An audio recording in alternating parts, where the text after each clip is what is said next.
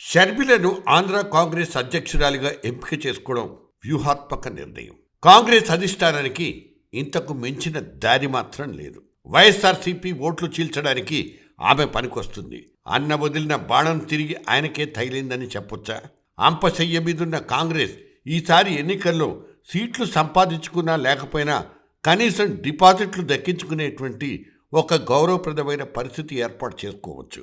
జగన్ ప్రభుత్వం పట్ల ఉన్న వ్యతిరేక వైఖరిని ఎన్కాష్ చేసుకోవడం కోసం ఒకవైపు ప్రధాన ప్రతిపక్షం తెలుగుదేశం ప్రయత్నిస్తున్న సమయంలో మూడో స్థానంలో ఉన్న కాంగ్రెస్ వైఎస్ కూతుర్ని ముగ్గులోకి దించడం ఖచ్చితంగా జగన్ ఓటు బ్యాంకును చీల్చడానికి పనికొస్తుంది. కొంతకాలంగా షర్మిల తన తెలంగాణ దుకాణం మూసేసి కాంగ్రెస్లోకి రావడానికి ఆమె చేస్తున్న ప్రయత్నాలు అందరికీ తెలిసినవే. ఇదే జరిగితే కనుక అటు కాంగ్రెస్కు ఇటు షర్మిలకు విన్ విన్ సిచ్యువేషన్.